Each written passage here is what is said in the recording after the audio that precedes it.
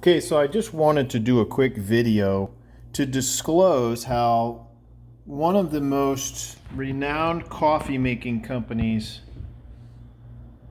in the world has manufactured one of their premium home brewing systems.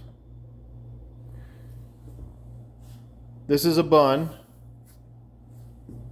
and if you look inside of here, you will see a heating plate with rubberized silicone sealant that is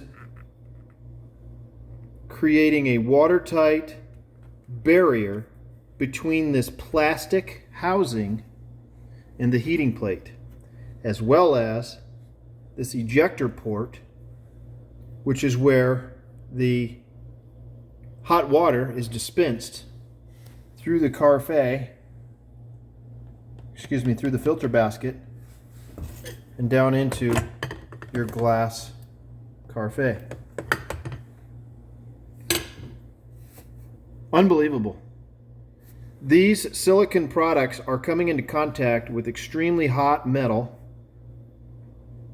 that leach cancerous and hazardous chemicals into this water that then goes down into your filter basket, through your coffee grounds and into your coffee cup. Absolutely ridiculous. You would expect better from a company who claims to manufacture the world's highest grade coffee makers.